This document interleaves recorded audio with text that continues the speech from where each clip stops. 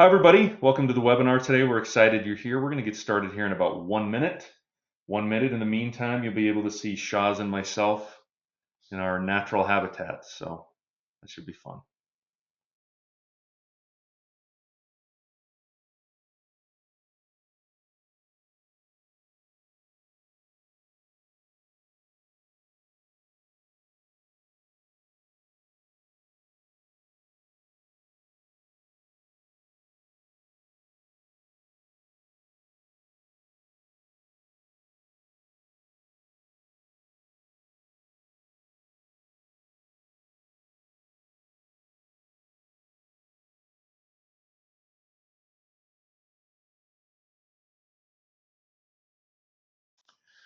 All right, everybody, let's get started. Thanks for jumping on the webinar today. We're excited you're here. We have an exciting topic and an exciting discussion for you. We're going to try to get you back to your day and get you back to the rest of your week as quickly as we can. We'll keep this webinar to about 25, 30 minutes. We found that hour-long webinars don't go so well. A couple of other items is the webinar will be recorded, and we'll happily share that recording with you so you can share it inside your organizations once the webinar is done. Our title today is Don't Get Left Behind, 5 Key Tips to Digitize Your Procurement Now. And our special guest speaker is the CEO of Vroozi, Shaz Khan. Thanks for joining us, Shaz. We appreciate it. You're in Boston today, a warm and balmy Boston, it sounds like. Yeah, the stars are aligning perfectly today, McKay. Awesome. And I'm One McKay season. Allen. I'm hosting this, and we're excited for this discussion today. So we'll do a few slides, 4 or 5 slides, just explaining who Vroozi is, what we do, how we do it, why we do it, and then we'll dive into the topics and then tell you how you can directly communicate with us as well. So first, a little bit about Vroozi. Give us some background of the company, if you would. Tell us, when it was started, kind of the vision that you've had, and how it's grown into what it is today. Well, thank you, McKay, for the opportunity and delighted to be here. Uh, Vroozi was started in 2012 with the pure mission to consumerize business-to-business commerce transactions between buyers and suppliers. And what we found was that there were a lot of systems that were being launched, um, big box ERP systems, other niche e-procurement or AP automation platforms. But a lot of these solutions were not hitting the mark as it related to end user adoption, usability, and electronic interchange between the respective parties that make up a procurement process. And so we really wanted to focus on a holistic end-to-end suite that met the requirements of the end user as well as the trading partner and supplier as well. That's great. That's awesome. And why? Like, I think this is an important question. Is my sense is, as you go through this, that there are a lot of disjointed processes right now in the procurement space, and we'll talk about that. But it feels like this is a solution that can fix a lot of those disjointed and often outdated processes throughout any procurement cycle of many businesses. Is that fair? Yeah, that's one of the major tenets of Vroozi is to allow for companies to have optionality in how they actually configure their business processes as opposed to customizing solutions that can lead to unwieldy long implementation cycles and really poor end results. If Hmm. you're buying software today, you want software that has a modicum of speed, but it should not take an army to put in or manage on an ongoing basis. And so when you look at, return on investment, total cost of ownership, when you look at this world of SaaS and especially in the procure and sourcing tech world, you're seeing applications that can be stood up in record time. And my background, having worked with some major, what we call big box ERP solutions, the people that would actually sign the contracts to implement typically would not even be at the company when the system went live. Hmm. That's how long it took to put in these systems. And then couple that with a pretty heavy investment required on the training side. You would have people that just skirt and subvert the processes. So being able to now integrate a application into not only one backend system, but multiple backend systems, having that AI automation pre-integrated with an analytics capability, these were all tool sets that you would buy a la carte Yeah, and then integrate into a system. Now you have the luxury of being able to select from suites such as Vroozi that have all of these capabilities built in. that's great. And to your point, the time saving, the efficiency, the money savings, and the experience for the actual people procuring technology or other products and solutions is a big deal. Um, this kind of speaks to what you were saying, which is this empowers people on both sides of that process, right? The buyers and the suppliers. And we'll talk about this in a second, but the data is key here, and the experience is key here as well for both sides of the transaction. That's right. I mean, experience leads to much better data and outcomes because if you're having that high-end user experience and you're allowing people to leverage tool sets at a high clip or adoption rate, you're recording that data. And then that data is basically leveraged for a multiple sets of outcomes that you can basically model as a company. For example, we have a lot of companies that don't know how much they're spending on non-payroll indirect spend categories. They have to grab that data from multiple data sources. When you're running all of that through a electronic system, Yeah, you can just go into that electronic system and pull the reports of what you're purchasing, what your spend category classification and analysis, and what are your top, who are your top suppliers, and what are the types of products that you are actually purchasing that you could even look at for better sourcing or competitive pricing needs. And so for us, it's about creating a digital platform end to end, but also focusing on a multi-device framework. So as we as consumers have access to our smart devices, our smartphones and so forth, the applications that you can actually run from an enterprise standpoint to power your day-to-day business operations still are very few and far between. And so for us, you should still be able to use a procure to pay process or execute a procure to pay process using multiple form factors outside of just your traditional tethered laptop or desktop in the office. yeah, particularly in the environment we're in today, right? Like that matters a great deal. Like being able to do this from anywhere on any device. You can see kind of just a few of our customers here on the screen, running the gambit across industries and across verticals and location as well. All right, let's dive into the topic here. So 5 tips to digitize procurement. Not meant to be all inclusive, but will hopefully give you some tips that you can start to implement, start to think about inside your organization. So we'll go through each of these, but just to give you a quick primer. So understanding data, being that digital glue and fixing that non-cohesive process, supporting the consumerization of B2B commerce, how to think about budget and allocation, and then democratization of access, and how you can search and order and orchestrate across things. So let's talk about understanding data first.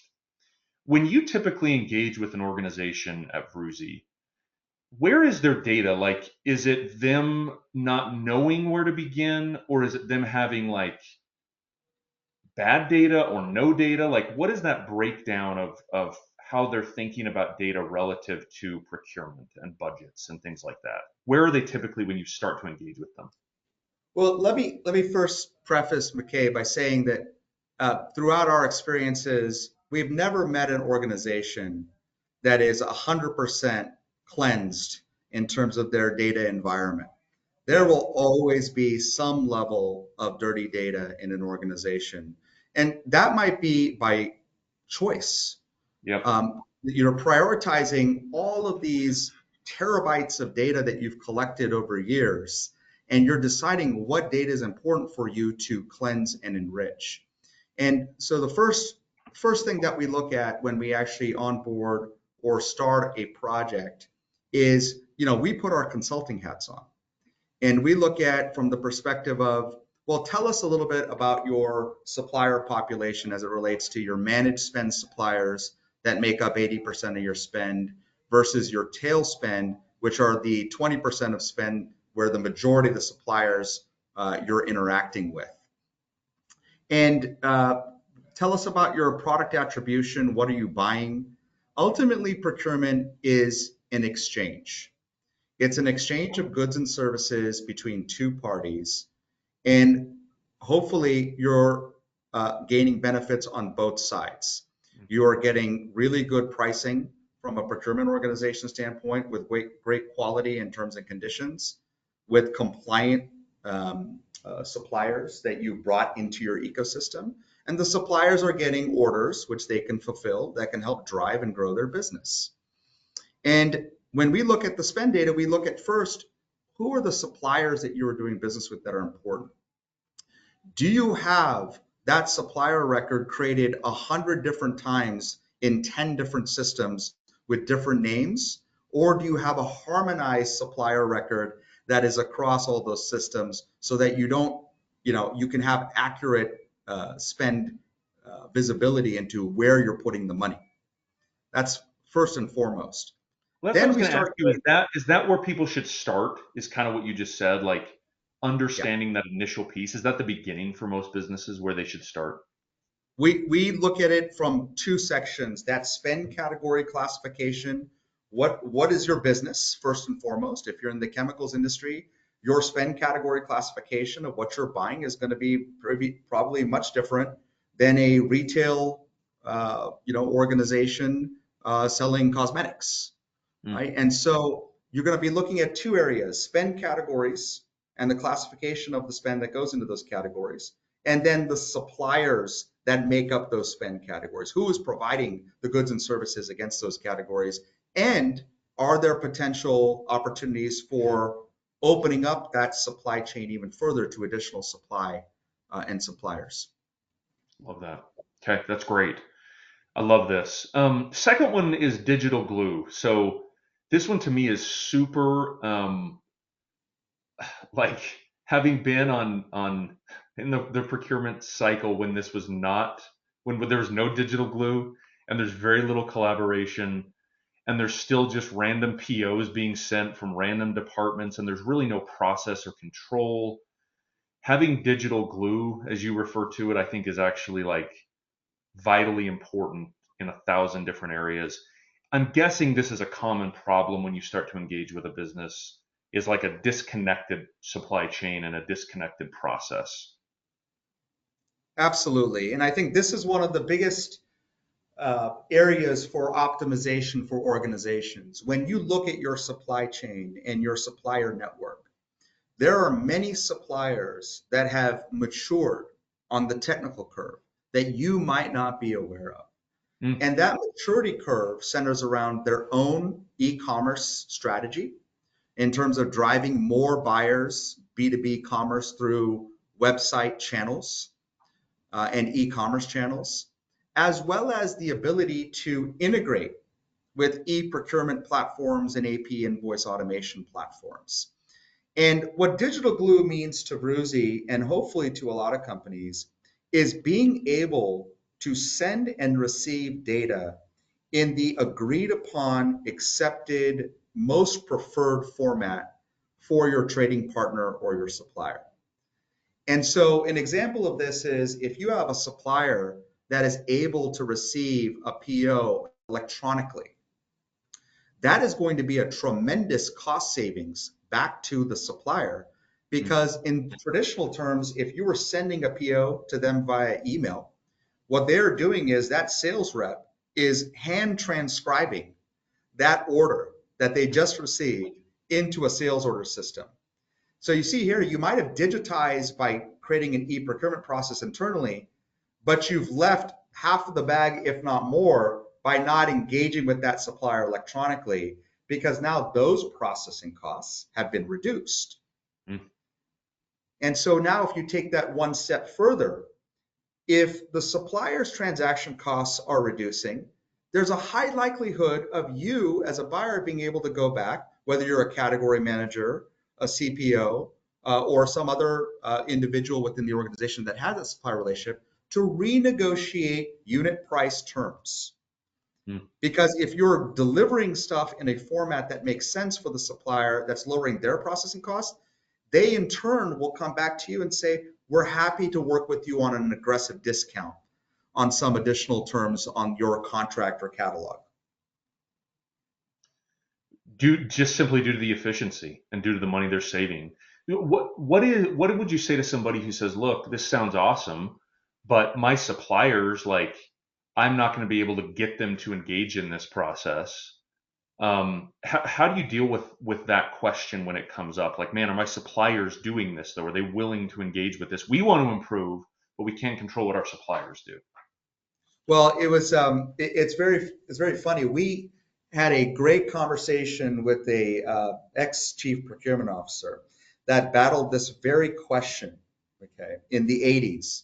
And there was a standard that was ubiquitous around that time, which was called electronic data interchange, EDI.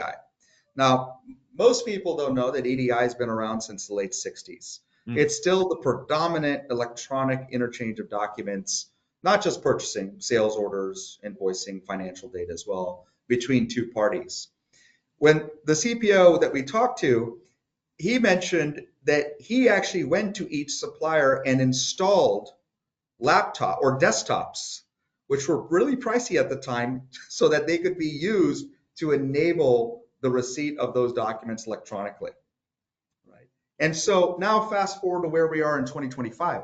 We don't have to go in and install all these machines with the advent of cloud architecture and interconnected electronic systems over the internet. So the barriers for a supplier to accept documents electronically have drastically been reduced. Mm. However, a majority of those suppliers still are not mature on the integration front. And so how do you solve that? You look for ways to get them engaged, as kind of just a starting point by getting them into a portal Yeah. where they can start learning about how to pick up orders electronically, how to actually then take those orders and flip them into invoices from their billing system so that they can be sent back to the buying organization. And so there's little steps that can be taken, but ultimately, fast forward 10 years from now, we're going to be seeing a vast difference in terms of supplier communication and participation in electronic frameworks. And it's going to go up quite dramatically. For example, 2018, 28% of the suppliers were electronic enabled. Fast forward today, you're talking about 45%. Fast Wow. forward Wow. 6 to 7 years from now, you're going to be looking at probably 80% compliance. And so Right. we as purchasing organizations and suppliers should be ready to embrace these areas for creating this digital glue. Love that. So this one to me is like, as an end user, right? This one to me is such a big deal. The consumerization of that process. And I think the second bullet point on here and the first bullet point are the ones that are so critical. Like, the process needs to be quick and simple and user friendly. People are used to shopping online and it's what they expect. Like, we have, for better or worse, been conditioned to have this experience behave in a certain way and feel a certain way and reach a certain level of convenience. So when people don't see that at the companies where they work, that becomes a problem for anybody in the procurement cycle. And that's a big challenge, I think, for a lot of these large organizations. Absolutely. I mean, I think the number one obstacle that you see with the introduction of enterprise applications and new applications into an ecosystem is the touch point. How often, how easy is it for the users to log in, Mm. to execute their task, and then to go on with their day? And when you talk about procurement, you're not talking about a function, especially when you're requisitioning, where all you're doing is for the entire day sitting in front of a terminal trying to make an order. Right. Okay. We've seen that happen where companies have very complex orders and take multiple days to put those orders through. But when you look now at a digital marketplace where you can have a consumer-like e-commerce shopping experience with your contracted pricing, when you look at the ability to have all of your business rules pre-configured in a ready to go walk up interface that requires zero training because chances are you've shopped online. And then you have the benefit of all of the business rules, the approval workflow rules pre-baked into the software. You will drive end user adoption through the roof because what will happen is people will leverage the tool instead of avoiding the tool. Yeah. And when we talk in the procurement world, what is avoidance? Avoidance is taking your corporate credit card or your P card and going down the street and buying what you need because the other process digitally was just too hard. Yeah. And so when you make things simple and you make things user friendly without sacrificing process efficiencies or enterprise grade rule application sets that you can put into a no code platform, you have a winning solution that you can see really great results. People are going to get what they need and want. It's just a question of, are they going to do it through a process that's easy for them, or are they going to go down the street with their credit card, to your point? That's a People great. always find ways. They always find ways to get their job done and to purchase what they need to. Okay, let's talk about budget. This always is, everything's about budget. Um, there's just a lot of like waste in the traditional process, it seems like, and sort of unnecessary spending in areas that could actually be going to procure what a business needs. Where are those areas of waste that you typically see? Um, like specifically, where are companies like wasting some of their budget when they don't need to be? Well, I think you start at the sourcing process, and there's just an incredible explosion of great sourcing technologies that have come out to market in the last 5 years alone. And those technologies are doing incredible things, leveraging AI, leveraging complex data sets to identify suppliers, to identify price variances. Now couple that with incredible spend analytics tools. Hmm, Those become really, really powerful areas for you to begin your journey of how you're going to now memorialize or record those strategic sourcing savings. So oftentimes the category managers, the CPOs do a great job on the sourcing side.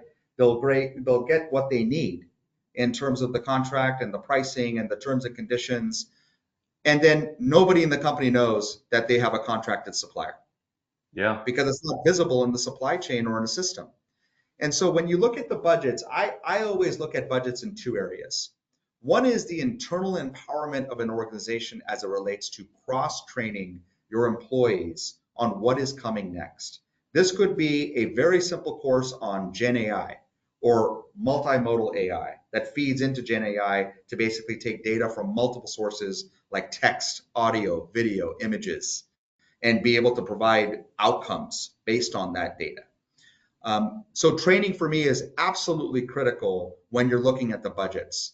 And then of course, allocating budgets for systems. And here's where I have a little bit of difference of opinion. I think people today, for the most part, are still looking at monolithic, big box solutions to solve big problems over a multi-year framework. Because of the advent of software as a service and cloud, companies now have the luxury to go into MVP modes where instead of creating a 200 questionnaire on what does your software do, you can let the vendor prove it to you in a SaaS environment in what we call a minimum viable product framework. So why not engage with your technology vendors in a manner where not only you have the questions, but you can have access to a sandbox or a demo system where you can see these processes come alive? Because oftentimes you can actually change your perspective of what the software can do by using the system pre-contract. That's interesting. Well, and it seems like too that is going to dramatically change potentially purchasing decisions and therefore reduce waste, right? So that's great. And then the last one here is democratization of access. So it seems like our organizations, afraid's too strong, but are they worried about like democratizing access because the process can be clunky? And if you do some of the things that we've talked about today, it seems like providing access for self-service purchasing becomes less of a concern for businesses. And it also becomes like critical to how the procurement process is done, providing that self-service model as businesses are able to do some of the things you've discussed today. Absolutely. I think if you look at traditional organizations with procurement systems and tools, you're talking about 8 to 12% of the employee population will have the access to the tools based on the licensing models of the procurement provider or vendor. And I think this is an area that needs to be looked at not only from a buyer's point of view, but also from the software vendor's point of view. How do you reward usage and business outcomes by looking at different licensing models where you could have every employee have Mm. access to a procurement tool? Now, let me preface that by just opening up Pandora's box to give access to these procurement and sourcing tools doesn't mean that you subvert or ignore your compliance, the controls that you need to put in, so that you don't have people just putting in orders every day without any governance or approvals. And so when you look at a CPO's charter, Chief Procurement Officer's charter, they're always going to focus on the three C's, right? Control, consolidation, and compliance. But if you can bring those three C's to life within systems and processes and people and add a dash of speed and agility in terms of how you bring platforms to market, then the question procurement organizations and buyers should be looking at is, why do I not trust my employees to make the right decisions if I'm giving them that tool set that has those areas pre-baked in? Because chances are, if you've worked at a company, you've probably requested something to power Yeah. your business operations. It could be a laptop bag. It could be, some janitorial sanitation uh, products. It could be services that you need to help finish up a project.